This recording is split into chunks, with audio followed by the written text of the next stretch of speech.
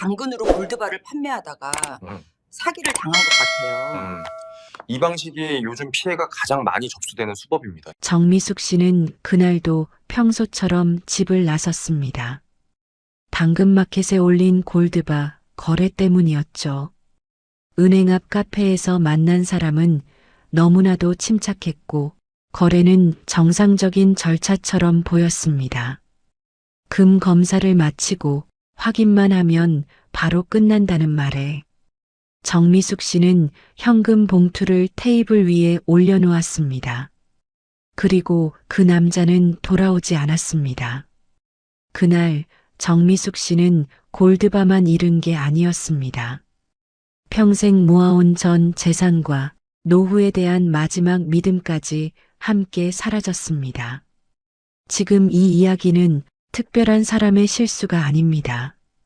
당신에게도 부모님에게도 일어날 수 있는 현실입니다.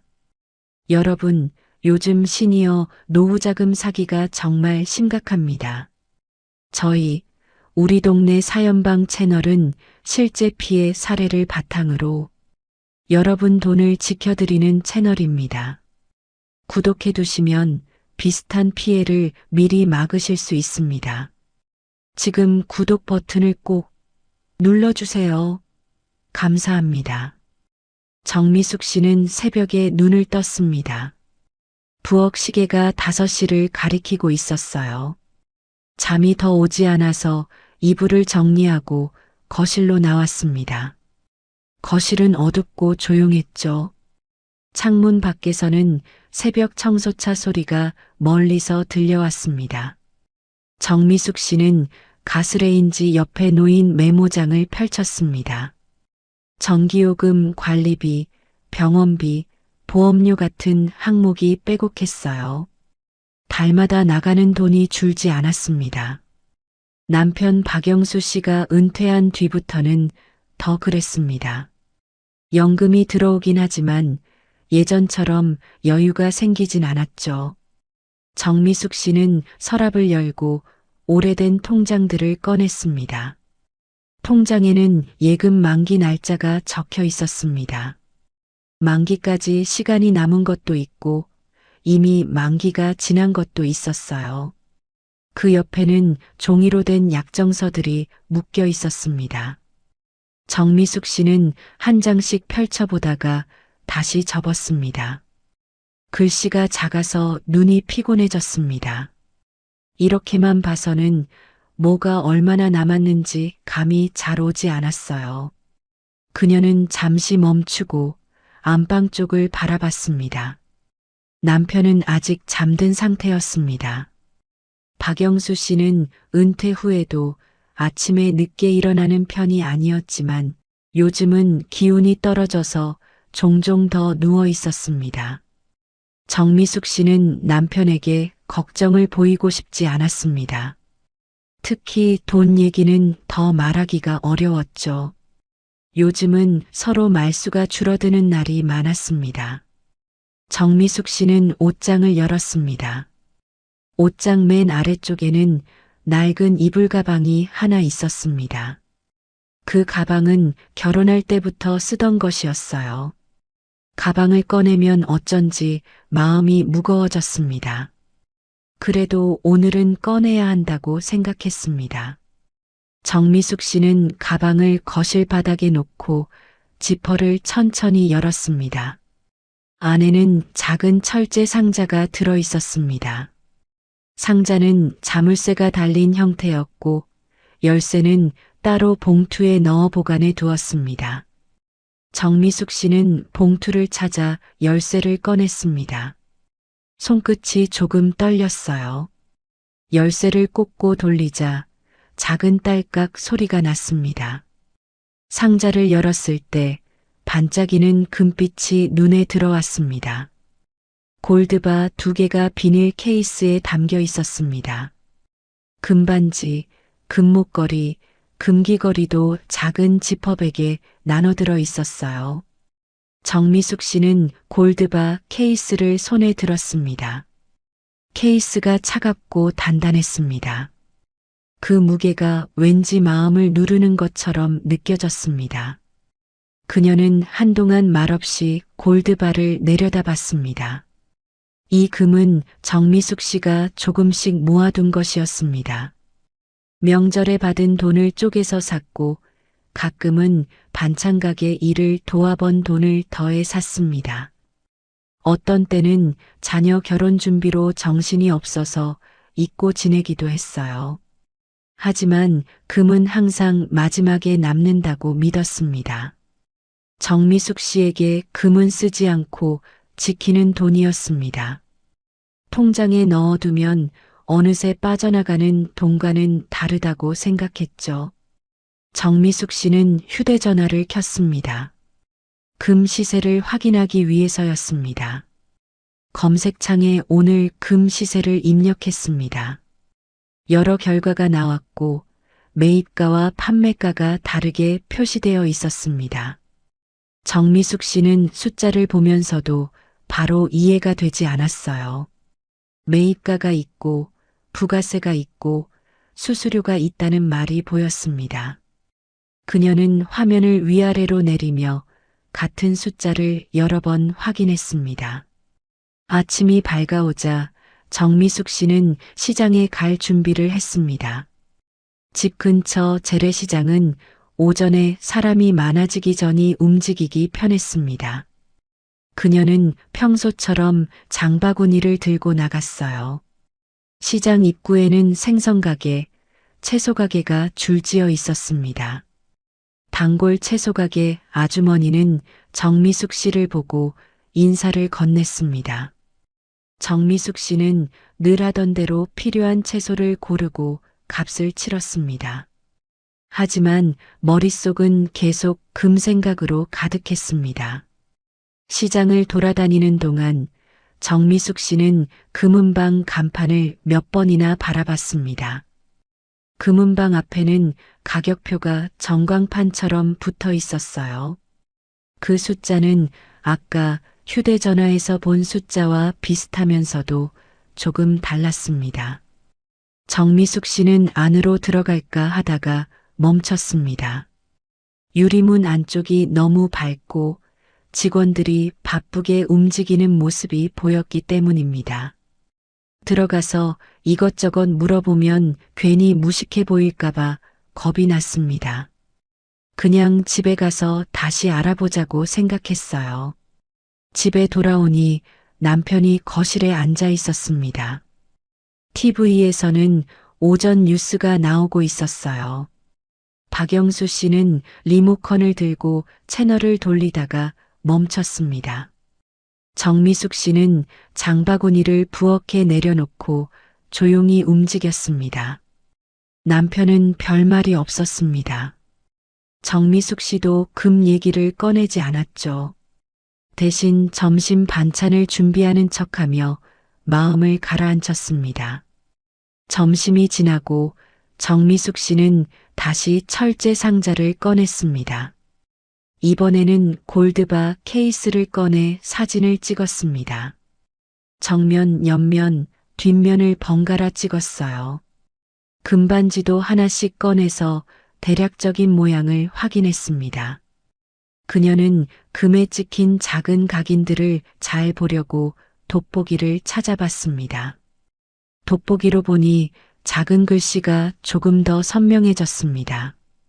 정미숙 씨는 메모장에 적었습니다. 골드바 2개, 금반지 3개, 금목걸이 1개, 금귀걸이 일상이라고 적었어요. 이제 어떻게 팔지 선택해야 했습니다. 첫 번째 선택지는 금은방이었습니다. 그곳은 안전해 보이지만 가격이 낮을 수 있다는 이야기를 들었습니다. 두 번째는 지인의 소개로 거래하는 방법이었습니다. 그런데 지인에게 부탁하는 것도 마음이 편하지 않았습니다. 남에게 돈 얘기를 꺼내면 소문이 날까 두려웠습니다. 정미숙 씨는 마지막으로 온라인 거래를 떠올렸습니다. 그녀는 당근마켓 앱을 열었습니다. 평소에 중고 물건을 사고 파는 앱으로만 알고 있었습니다. 예전에 냄비 하나를 올렸다가 바로 팔린 적이 있었어요. 그래서 당근마켓은 동네 사람끼리 거래라는 이미지가 강했습니다. 정미숙 씨는 그 점이 오히려 안전하다고 느꼈습니다. 멀리서 오는 이상한 사람이 아니라 근처에 사는 사람이 올 거라고 생각했죠. 정미숙 씨는 검색창에 골드바라고 입력했습니다. 이미 여러 글이 올라와 있었습니다. 어떤 글은 팔겠다는 글이었고 어떤 글은 사겠다는 글이었습니다. 가격도 제각각이었습니다. 댓글에는 직거래 가능하냐, 어디서 만날 수 있냐 같은 말들이 보였습니다. 정미숙 씨는 게시글 몇 개를 눌러보고 사진 구도와 글을 유심히 읽었습니다. 어떤 글은 너무 대충 적혀 있었고 어떤 글은 너무 자세해서 오히려 부담스러웠어요. 그녀는 자신이 올릴 글을 머릿속으로 정리했습니다. 제품 설명은 간단히 쓰되 불필요한 정보는 빼기로 했습니다. 거래 방식은 직거래로 제한하기로 했어요. 현금 거래가 맞는지 계좌 이체가 나은지 고민도 했습니다.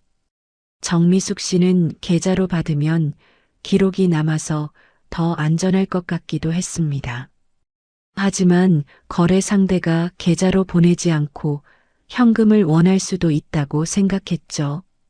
그녀는 결국 직거래, 안전한 장소라는 조건을 먼저 적기로 했습니다. 정미숙 씨는 사진을 고르고 글을 썼습니다. 동네를 선택하고 거래 가능 시간을 오전으로 설정했습니다. 글을 올리기 전 마지막으로 골드바 케이스를 다시 닦았습니다.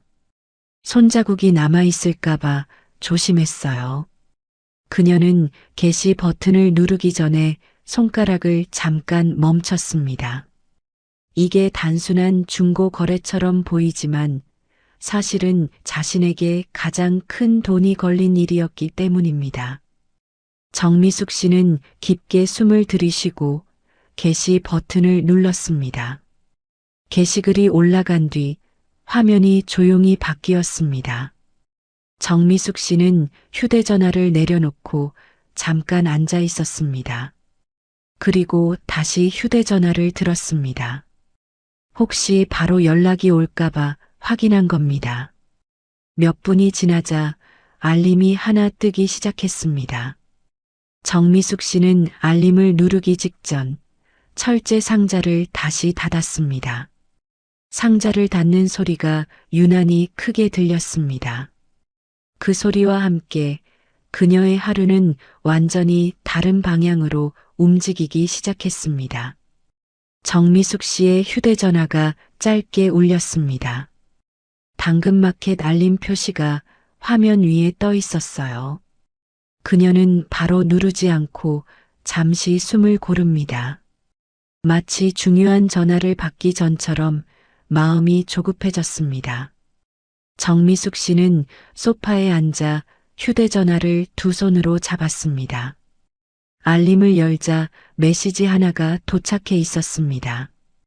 골드바 거래 경험이 있다는 내용이었어요. 상대는 간단히 인사를 남기고 제품 상태를 묻고 있었습니다. 정미숙 씨는 사진을 다시 확인한 뒤 답장을 보냈습니다. 사진은 오늘 찍은 그대로였고 상태도 솔직하게 적었습니다. 몇 분 뒤 다시 메시지가 왔습니다. 상대는 시세 이야기를 꺼냈습니다. 오늘 금 시세가 어떻게 형성되는지 설명이 이어졌습니다. 정미숙 씨는 숫자가 많이 나오는 설명을 천천히 읽었습니다. 한 번에 이해되지는 않았지만 전문적인 느낌은 분명했습니다. 상대는 동네 거래보다는 금거래에 익숙하다고 했습니다. 개인 거래가 아니라 중개 형태로 진행한다고 설명했습니다. 정미숙 씨는 중개라는 단어에 잠시 멈칫했습니다. 당근마켓은 개인 간 거래라고만 생각했기 때문입니다. 하지만 상대는 개인 판매자를 대신해 정산을 도와주는 역할이라고 덧붙였습니다. 정미숙 씨는 상대의 프로필을 눌러봤습니다. 동네 인증은 되어 있었고 활동 지역도 멀지 않았습니다. 거래 후기 수는 많지 않았지만 문제되는 내용은 없었습니다. 프로필 사진은 없었지만 이상하다고 느낄 정도는 아니었어요. 정미숙 씨는 다시 대화창으로 돌아왔습니다. 상대는 금은방과 개인 거래의 차이를 설명했습니다. 금은방은 매입가가 낮고 수수료가 높을 수 있다고 했습니다. 개인 거래는 시세를 더 잘 받을 수 있다고 강조했습니다. 정미숙 씨는 금은방에서 괜히 손해볼 것 같다는 생각이 들었습니다. 아까 시장에서 망설였던 장면이 떠올랐습니다. 메시지는 빠르지도 느리지도 않게 이어졌습니다. 상대는 정미숙 씨를 재촉하지 않았습니다. 오히려 급한 거래는 추천하지 않는다고 말했습니다. 정미숙 씨는 이 태도가 마음에 들었습니다. 돈 이야기인데도 부담이 덜하다고 느꼈어요. 정미숙 씨는 거래 방식에 대해 물었습니다. 직거래가 가능한지, 장소는 어디가 좋은지 질문했습니다. 상대는 은행 근처를 추천했습니다. 사람이 많고 CCTV가 있어 안전하다고 했습니다. 이 말에 정미숙 씨는 고개를 끄덕였습니다. 상대는 금 상태 확인이 필요하다고 설명했습니다. 사진만으로는 정확한 판단이 어렵다고 했습니다. 자석 테스트와 무게 측정이 필요하다고 했죠. 정미숙 씨는 그런 과정이 당연하다고 생각했습니다. 금거래는 원래 까다로운 거라고 여겼습니다. 대화는 자연스럽게 다음날 일정으로 이어졌습니다. 상대는 오전 거래를 선호한다고 했습니다. 정미숙 씨도 오전이 편하다고 답했습니다. 서로 시간대를 맞추며 구체적인 약속을 잡았습니다. 그 과정에서도 상대는 여러 번 안전을 강조했습니다. 정미숙 씨는 메시지를 보내고 나서 휴대전화를 내려놓았습니다. 마음이 조금 가벼워진 느낌이 들었습니다. 생각보다 괜찮은 사람인 것 같다고 느꼈습니다. 금거래가 복잡할 거라는 걱정도 조금 줄었습니다. 그녀는 저녁 준비를 하러 부엌으로 향했습니다. 저녁을 먹는 동안에도 휴대전화는 조용했습니다. 정미숙 씨는 그게 오히려 좋았습니다. 필요 이상으로 연락이 오지 않는 점이 믿음으로 느껴졌습니다. 남편은 뉴스 이야기를 했고 정미숙 씨는 맞장구를 쳤습니다. 금 이야기는 끝내 꺼내지 않았습니다. 잠자리에 들기 전 정미숙 씨는 다시 메시지를 확인했습니다. 상대는 마지막으로 준비물 목록을 보내왔습니다. 신분증, 거래할 금 그리고 현금 준비에 대한 언급이 있었습니다. 현금이라는 단어에서 잠시 시선이 멈췄습니다. 정미숙 씨는 내일 다시 물어보면 되지라고 생각했습니다. 불을 끄고 누웠지만 쉽게 잠들지 못했습니다. 머릿속에는 금 시세, 거래 장소 같은 단어들이 맴돌았습니다. 그래도 큰 문제는 없을 거라고 스스로를 다독였습니다. 동네 거래이고 낮 거래이고 은행 근처라는 점이 계속 떠올랐습니다. 정미숙 씨는 그렇게 첫 거래 약속을 받아들였습니다. 다음 날 아침 정미숙 씨는 평소보다 일찍 일어났습니다. 눈을 뜨자마자 휴대전화를 먼저 확인했어요. 밤사이 온 메시지는 없었습니다. 그 점이 오히려 정미숙 씨를 안심시켰습니다. 괜히 들쑤시지 않는 사람이 더 믿음직해 보였죠. 아침밥을 차리는 동안에도 머릿속은 거래 생각뿐이었습니다. 밥을 먹는 남편의 표정을 살폈지만 특별한 변화는 없었습니다. 정미숙 씨는 오늘 외출이 길어질 수 있다는 말만 조심스럽게 꺼냈습니다. 박영수 씨는 고개만 끄덕였습니다. 그 반응에 정미숙 씨는 더 설명하지 않았습니다.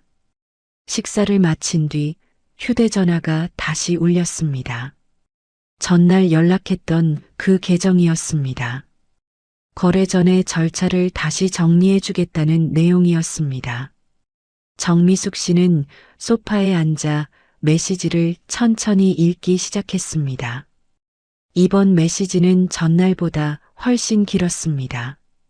상대는 개인명의 금거래가 요즘 더 까다로워졌다고 설명했습니다. 금 자체가 문제가 아니라 거래 과정이 문제라고 했습니다. 가짜 금 명의 문제, 자금 흐름 문제가 자주 생긴다고 했죠. 그래서 요즘은 단순 매입이 아니라 정산 절차를 거친다고 했습니다. 정미숙 씨는 처음 듣는 이야기였지만 부정할 근거도 없었습니다. 메시지에는 재매입 정산이라는 표현이 여러 번 등장했습니다. 상대는 이 절차를 통과해야 정상 가격으로 거래가 된다고 했습니다. 중간에 걸리면 거래가 취소되고 금도 다시 돌려준다고 했습니다. 정미숙 씨는 돌려준다는 말에 조금 안심했습니다. 위험한 일은 아니라는 느낌이 들었습니다. 상대는 현금 준비에 대해 다시 언급했습니다. 이 돈은 매입금이 아니라 확인용 예치금이라고 설명했습니다. 시스템상 현금 흐름이 있어야 정산이 된다고 했죠. 정미숙 씨는 내용을 여러 번 읽었습니다. 완전히 이해되지는 않았지만 절차라는 말이 계속 마음에 남았습니다. 그녀는 휴대전화를 내려놓고 잠시 생각에 잠겼습니다. 현금을 준비하라는 말이 계속 마음에 걸렸습니다. 하지만 상대는 이 돈이 잠깐 들어갔다가 바로 나온다고 했습니다. 정미숙 씨는 맡긴다는 표현보다는 확인한다는 쪽으로 받아들였습니다. 자기 돈을 남에게 주는 건 아니라고 스스로를 설득했습니다. 정미숙 씨는 철제 상자를 다시 열었습니다. 골드바를 꺼내 손으로 한 번 더 들어봤습니다. 무게는 여전히 묵직했습니다. 이 금이 곧 현금으로 바뀔 거라고 생각하니 마음이 복잡해졌습니다. 그래도 오래 쥐고만 있을 수는 없다고 판단했습니다. 정미숙 씨는 통장 잔액을 확인했습니다. 숫자가 화면에 또렷하게 보였습니다. 이 돈이 모두 한 번에 움직일 거라는 생각에 가슴이 답답해졌습니다. 그래도 정산 절차만 끝나면 다시 정리될 거라고 믿었습니다. 지금은 과정일 뿐이라고 생각했죠. 그녀는 거래 장소를 다시 확인했습니다. 은행 근처 카페라는 설명이 적혀 있었습니다. 지도 앱으로 위치도 찾아봤습니다. 사람 많은 곳이라는 점이 다시 한번 확인됐습니다. 정미숙 씨는 그 사실에 안도했습니다. 외출 준비를 하며 가방을 정리했습니다. 신분증을 넣고 철제 상자를 넣고 통장을 넣었습니다. 현금은 아직 뽑지 않았습니다. 은행에 가서 인출하면 된다고 생각했습니다. 그 순서가 자연스럽게 머릿속에 정리됐습니다. 집을 나서기 전 정미숙 씨는 잠시 현관에 서 있었습니다. 문손잡이를 잡은 손에 힘이 들어갔습니다. 그래도 돌아갈 이유는 없다고 느꼈습니다. 이미 약속이 잡혀 있었고 절차도 설명을 들었습니다. 정미숙 씨는 문을 열고 밖으로 나섰습니다. 정미숙 씨는 집에서 나와 천천히 버스 정류장으로 걸어갔습니다. 아침 공기가 차가웠지만 머리는 오히려 맑아진 느낌이었어요. 휴대전화에는 아직 추가 메시지가 없었습니다. 그 점이 불안하기보다는 오히려 계획대로 흘러간다는 느낌을 줬습니다. 오늘 해야 할 일들이 머릿속에서 순서대로 정리돼 있었죠. 버스에 올라 창가 자리에 앉았습니다. 차창 밖으로 익숙한 동네 풍경이 지나갔습니다. 정미숙 씨는 이 길을 수십 년 다녔습니다. 병원에 갈 때도 장을 보러 갈 때도 늘 지나던 길이었죠. 그래서 오늘도 특별한 날처럼 느껴지지 않았습니다. 버스 안에는 출근하는 사람들과 병원에 가는 노인들이 섞여 있었습니다. 정미숙 씨는 그들 사이에 앉아 있었습니다. 아무도 그녀가 무슨 일을 하러 가는지 알지 못했습니다. 그 점이 오히려 마음을 편하게 했습니다. 큰일을 앞두고 있다는 느낌을 애써 지우려 했습니다. 버스에서 내리자 은행 간판이 바로 보였습니다. 평소 자주 이용하던 은행이었습니다. 문을 밀고 들어가는 순간 익숙한 냄새가 느껴졌습니다. 차례를 기다리는 번호표 기계 앞에 사람들이 몇 명 서 있었습니다. 정미숙 씨도 번호표를 뽑고 의자에 앉았습니다. 의자에 앉아 있는 동안 휴대전화를 다시 꺼냈습니다. 중개인에게서 메시지가 하나 와 있었습니다. 거래 장소에 이미 도착했고 천천히 오라는 내용이었습니다. 급하게 재촉하는 말은 없었습니다. 정미숙 씨는 그 문장을 여러 번 읽었습니다. 번호표 숫자가 하나씩 줄어들었습니다. 정미숙 씨는 손에 쥔 가방을 꽉 붙잡았습니다. 가방 안에는 통장과 철제 상자가 들어 있었습니다. 현금은 아직 없었습니다. 그 사실이 오히려 마음을 가볍게 했습니다. 드디어 번호가 불렸습니다. 정미숙 씨는 창구 앞으로 걸어갔습니다. 직원은 차분한 얼굴로 용무를 물었습니다. 정미숙 씨는 잠시 망설이다가 예금을 해지하겠다고 말했습니다. 목소리는 생각보다 떨리지 않았습니다. 직원은 어떤 용도인지 물었습니다. 정미숙 씨는 금 거래 때문이라고만 짧게 답했습니다. 직원은 고개를 끄덕이며 추가 질문을 하지 않았습니다. 컴퓨터 화면에 숫자들이 빠르게 바뀌었습니다. 정미숙 씨는 그 화면을 똑바로 보지 못했습니다. 서류 몇 장에 서명을 하고 나자 시간이 조금 흘렀습니다. 직원은 현금을 준비하러 자리에서 일어났습니다. 정미숙 씨는 창구 앞에 그대로 서 있었습니다. 이제 정말 돌아갈 수 없는 단계로 들어왔다는 생각이 들었습니다. 하지만 이 또한 절차의 일부라고 스스로에게 말했습니다. 직원이 돌아와 두툼한 봉투를 내밀었습니다. 봉투 안에는 정리된 현금이 들어 있었습니다. 정미숙 씨는 봉투를 받아 가방에 넣었습니다. 손에 전해지는 무게가 분명했습니다. 그 무게가 마음까지 눌렀습니다. 정미숙 씨는 은행을 나왔습니다. 문을 나서는 순간 바깥 공기가 다시 느껴졌습니다. 통장은 가방 안에 있었지만 잔액은 이미 없다는 걸 알고 있었습니다.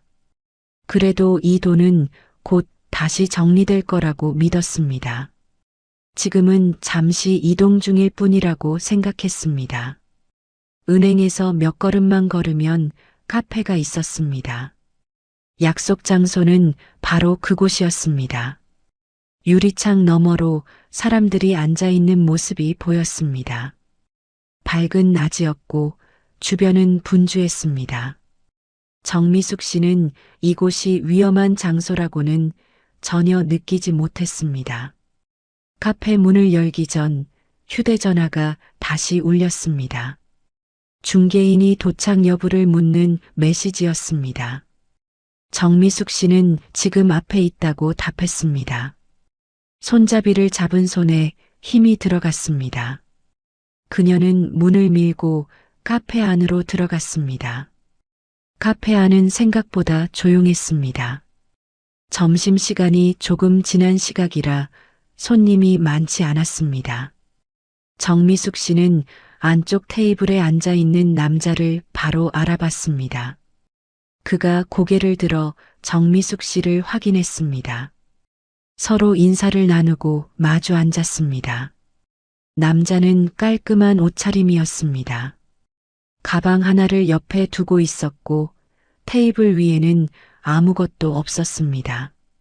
정미숙 씨는 가방에서 철제 상자를 꺼냈습니다. 상자를 여는 손길이 조심스러웠습니다. 남자는 그 모습을 말없이 지켜봤습니다. 상자는 테이블 위에 놓였습니다. 남자는 장갑을 꺼내 손에 꼈습니다.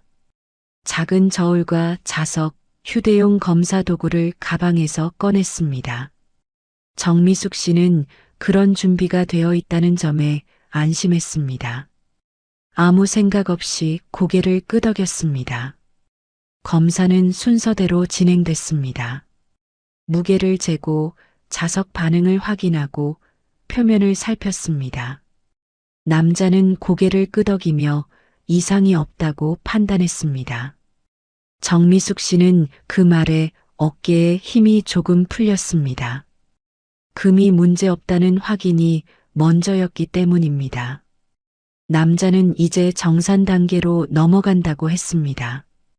절차상 마지막 확인만 남았다고 설명했습니다. 정미숙 씨는 이미 들었던 말이라 별다른 질문을 하지 않았습니다. 2단계만 지나면 끝이라고 생각했습니다. 거래가 거의 마무리된 느낌이었습니다. 남자는 서류 봉투를 하나 꺼냈습니다. 봉투는 비어 있었습니다. 그는 봉투를 테이블 위에 올려두었습니다. 정미숙 씨는 그 봉투를 바라봤습니다.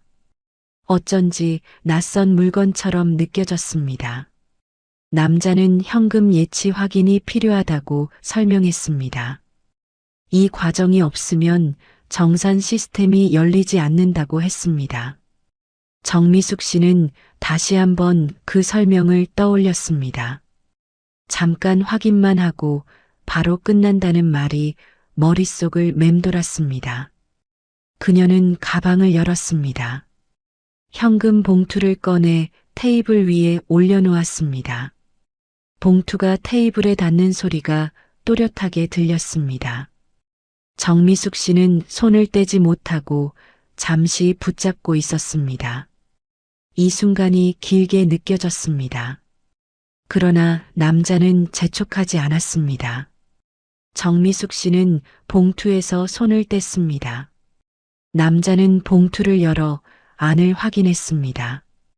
그는 금과 봉투를 함께 챙겼습니다. 잠깐 확인하고 오겠다고 설명했습니다. 정미숙 씨는 고개를 끄덕였습니다. 남자는 자리에서 일어났습니다. 카페 안을 가로질러 출입문 쪽으로 향했습니다. 정미숙 씨는 그의 뒷모습을 바라봤습니다. 문이 열리고 닫히는 소리가 들렸습니다. 그 소리와 함께 테이블 위에는 아무것도 남지 않았습니다. 정미숙 씨는 테이블에 그대로 앉아 있었습니다. 손은 무릎 위에 올려둔 채 움직이지 않았습니다. 방금 전까지 테이블 위에 있던 것들이 머릿속에서 계속 떠올랐습니다. 철제 상자, 골드바, 현금 봉투가 동시에 사라졌다는 사실이 바로 와닿지 않았습니다. 그저 잠깐 자리를 비운 것뿐이라고 스스로를 진정시켰습니다. 카페 안의 시계 초침 소리가 유난히 크게 들렸습니다. 정미숙 씨는 휴대전화를 꺼내 시간을 확인했습니다. 남자가 나간 지 5분 정도가 지나 있었습니다. 아직은 기다릴 수 있는 시간이라고 생각했습니다. 이 과정도 절차의 일부일 수 있다고 여겼습니다. 정미숙 씨는 주변을 둘러봤습니다. 카페 직원은 계산대 뒤에서 컵을 닦고 있었습니다. 다른 손님들은 각자 휴대전화를 보거나 노트북을 두드리고 있었습니다. 아무도 이 테이블에 특별한 관심을 두지 않았습니다. 그 점이 이상하다고 느껴지지 않을 만큼 카페는 평소와 같았습니다. 10분이 지나자 마음이 조금 불편해졌습니다. 정미숙 씨는 휴대전화 화면을 다시 켰습니다. 중개인에게서 온 메시지는 없었습니다. 그녀는 먼저 메시지를 보내지 않았습니다. 괜히 조급해 보일까봐 참고 있었습니다. 시간은 계속 흘렀습니다. 15분이 지났고 20분이 지났습니다. 정미숙 씨는 자리에서 한번 몸을 고쳐 앉았습니다. 의자가 삐걱 소리를 냈습니다. 그 소리에 괜히 심장이 철렁 내려앉았습니다. 그녀는 휴대전화로 메시지를 보냈습니다. 확인이 얼마나 걸리는지 묻는 내용이었습니다. 메시지는 읽히지 않았습니다. 전송 표시만 남아 있었습니다. 정미숙 씨는 화면을 한참 바라봤습니다. 불안이 서서히 올라왔습니다. 처음에는 이유 없는 초조함이었습니다. 그 다음에는 설명하기 어려운 불길함이었습니다. 그래도 아직 확신은 없었습니다. 확신이 들기 전까지는 자리를 뜰 수 없다고 생각했습니다. 정미숙 씨는 자리에서 일어나 화장실 쪽을 향해 걸어갔습니다. 카페 안쪽을 둘러보며 남자의 모습을 찾았습니다. 화장실 앞에도 출입문 근처에도 그의 모습은 보이지 않았습니다. 정미숙 씨는 다시 테이블로 돌아왔습니다. 걸음이 조금 느려졌습니다. 다시 앉자마자 휴대전화가 울리길 기대했습니다. 하지만 화면은 조용했습니다. 카페 문이 열릴 때마다 정미숙 씨는 고개를 들었습니다. 들어오는 사람은 모두 다른 얼굴이었습니다. 그제야 가슴이 조여오는 느낌이 들었습니다. 정미숙 씨는 카페 직원에게 다가갔습니다. 아까 함께 있던 사람이 어디로 갔는지 묻고 싶었습니다. 직원은 잠깐 밖에 나간 것 아니냐는 반응을 보였습니다. 직원 역시 상황을 알지 못했습니다. 정미숙 씨는 다시 자리로 돌아왔습니다. 30분이 지났습니다. 정미숙 씨는 더 이상 휴대전화를 내려놓을 수 없었습니다. 전화를 걸었지만 연결되지 않았습니다.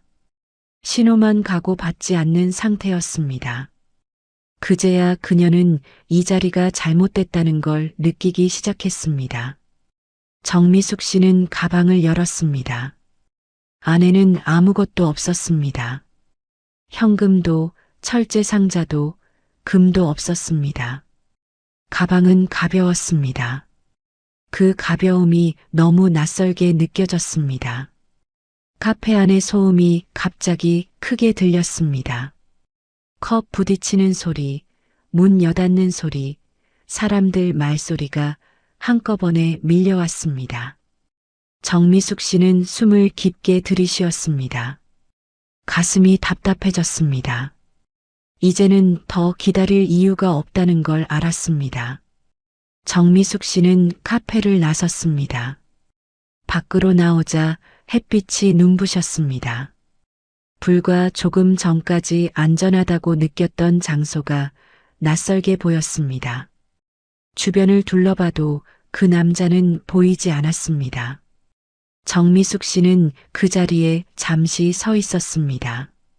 그녀는 경찰서로 가야겠다고 생각했습니다. 무슨 일이 벌어졌는지 아직 정확히 말할 수는 없었습니다. 하지만 돌려받을 수 있을 거라는 생각은 점점 사라지고 있었습니다. 정미숙 씨는 휴대전화를 쥔 채 천천히 발걸음을 옮겼습니다. 그 순간 이 거래는 완전히 끝나 있었습니다. 정미숙 씨는 경찰서 건물 앞에 잠시 멈춰 섰습니다. 자동문이 열리고 닫히는 소리가 반복해서 들렸습니다. 사람들은 각자 다른 일로 들어가고 나왔습니다. 그 속에서 정미숙 씨는 잠시 발이 떨어지지 않았습니다. 여기까지 오면 되돌릴 수 없다는 생각이 들었습니다. 정미숙 씨는 숨을 한번 고르고 안으로 들어갔습니다. 안내 데스크 앞에는 민원인들이 몇 명 서 있었습니다. 분실 신고, 교통사고 접수 같은 말들이 들려왔습니다. 정미숙 씨는 그 옆에서 조용히 차례를 기다렸습니다. 자신의 일이 여기에 어울리지 않는 것처럼 느껴졌습니다. 순서가 되어 창구 앞에 섰습니다. 담당 경찰은 기본적인 용무를 물었습니다. 정미숙 씨는 잠시 말을 잇지 못했습니다. 어디서부터 설명해야 할지 정리가 되지 않았기 때문입니다. 그래도 숨을 고르고 천천히 상황을 이야기하기 시작했습니다. 당근마켓에서 골드바를 팔려 했다는 말부터 꺼냈습니다. 직거래를 약속했고 은행 근처 카페에서 만났다고 설명했습니다. 금 검사와 정산 절차가 있었다고 말했습니다. 현금 예치라는 표현을 사용했다는 점도 덧붙였습니다. 말을 하면서도 이 설명이 이상하게 들릴까봐 걱정됐습니다. 담당 경찰은 고개를 끄덕이며 메모를 했습니다. 이런 유형의 신고가 낯설지 않다는 표정이었습니다. 거래 상대의 계정 정보와 연락처를 요청했습니다. 정미숙 씨는 휴대전화를 꺼내 보여줬습니다. 대화 기록은 그대로 남아 있었습니다. 하지만 계정 프로필은 이미 비활성 상태였습니다. 연락처는 통화 연결이 되지 않았습니다. 담당 경찰은 조직적인 사기일 가능성을 언급했습니다. 개인 중개인을 가장해 접근하는 사례가 최근 늘고 있다고 설명했습니다. 정미숙 씨는 그 말을 들으며 멍해졌습니다. CCTV 확인 절차가 필요하다는 안내를 받았습니다. 카페와 주변 상가, 은행 인근을 확인해야 한다고 했습니다. 결과가 나오기까지 시간이 걸린다고 했습니다. 바로 돈을 되찾을 수는 없다는 말도 덧붙였습니다. 정미숙 씨는 고개를 끄덕였지만 말뜻이 바로 와닿지 않았습니다. 접수 서류를 작성하는 동안 손이 자꾸 떨렸습니다. 이름과 주소, 연락처를 쓰는 것만으로도 시간이 걸렸습니다. 피해 금액을 적는 칸에서 잠시 펜이 멈췄습니다.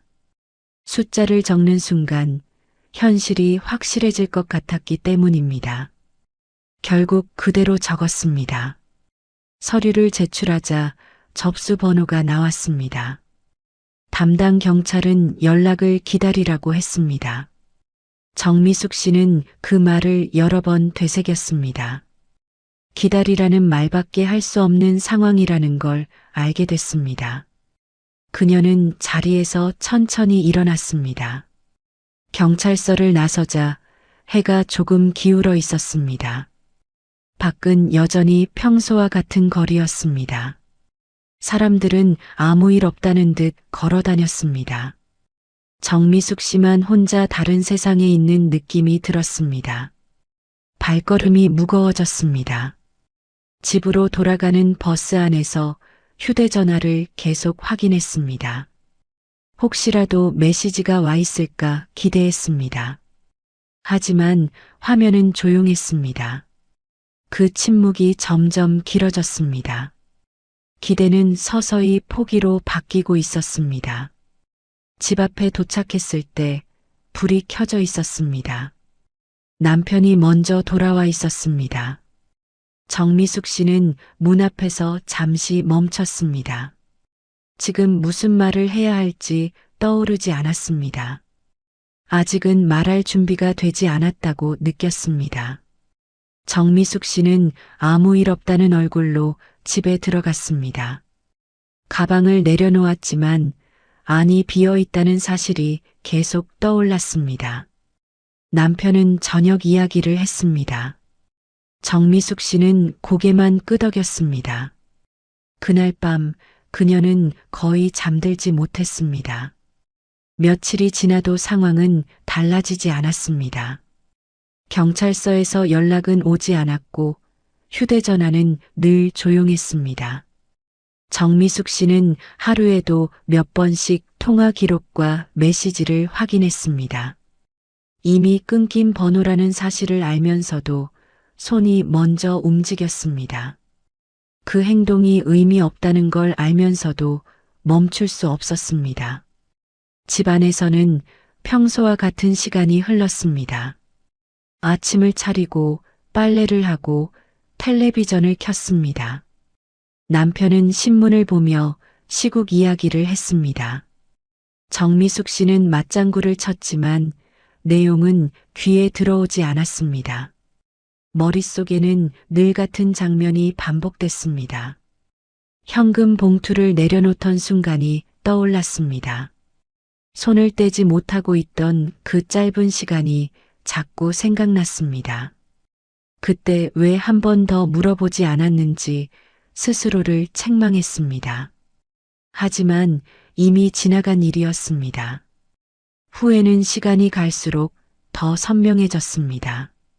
정미숙 씨는 통장을 다시 꺼내봤습니다.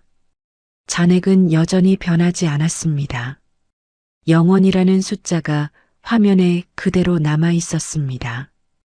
그 숫자를 보는 것만으로도 숨이 막혔습니다.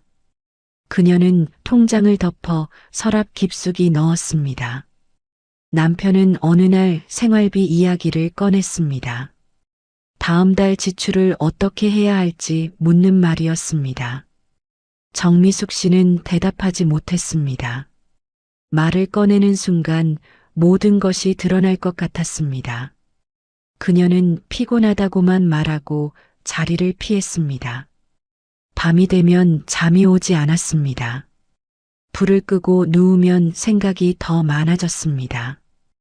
혹시 내일 연락이 올지도 모른다는 기대가 사라지지 않았습니다. 하지만 아침이 오면 아무 일도 없었습니다. 그 반복이 정미숙 씨를 더 지치게 했습니다. 어느 날 우편함에 경찰서에서 온 안내문이 들어 있었습니다. 사건이 수사 중이라는 내용이었습니다. 회수 가능성에 대한 언급은 없었습니다. 정미숙 씨는 종이를 한참 바라보다가 접었습니다. 종이는 얇았지만 무게는 크게 느껴졌습니다. 그녀는 처음으로 컴퓨터를 켰습니다. 검색창에 자신과 비슷한 사례를 입력했습니다. 당근마켓, 금거래, 중개인 같은 단어들이 나왔습니다. 비슷한 피해 글들이 여러 개 보였습니다. 정미숙 씨는 화면을 넘기며 조용히 읽었습니다. 피해자들의 나이는 자신과 비슷했습니다. 거래 장소도 설명 방식도 크게 다르지 않았습니다. 그제야 이 일이 혼자만의 일이 아니라는 걸 알았습니다. 조금은 위로가 됐지만 동시에 더 씁쓸해졌습니다. 막을 수 있었던 일이라는 생각이 들었기 때문입니다. 며칠 뒤 정미숙 씨는 상담센터를 찾았습니다. 피해자 상담을 담당하는 직원이 차분히 이야기를 들었습니다. 정미숙 씨는 처음부터 끝까지 상황을 설명했습니다. 말을 하다 보니 눈물이 났습니다. 직원은 메모를 하며 고개를 끄덕였습니다. 상담이 끝나고 집으로 돌아오는 길이 유난히 길게 느껴졌습니다. 하지만 마음 한편에는 작은 변화가 생겼습니다. 숨기기만 하면 아무것도 달라지지 않는다는 생각이 들었습니다. 정미숙 씨는 기록을 남겨야겠다고 결심했습니다. 자신의 일이 헛되이 사라지지 않기를 바랐습니다. 그녀는 노트를 꺼내 날짜를 적었습니다. 처음 당근마켓에 글을 올린 날부터 하나씩 적기 시작했습니다. 어떤 말을 믿었는지, 어디서 판단을 놓쳤는지도 적었습니다. 글씨는 느렸지만 멈추지 않았습니다. 쓰는 동안 마음이 조금 가벼워졌습니다. 정미숙 씨는 이 기록을 누군가에게 보여줄 생각은 없었습니다. 다만 같은 실수를 하지 않게 남겨두고 싶었습니다. 이 이야기가 누군가의 노후를 지켜줄 수 있다면 충분하다고 느꼈습니다. 금은 사라졌지만 경고는 남길 수 있다고 생각했습니다.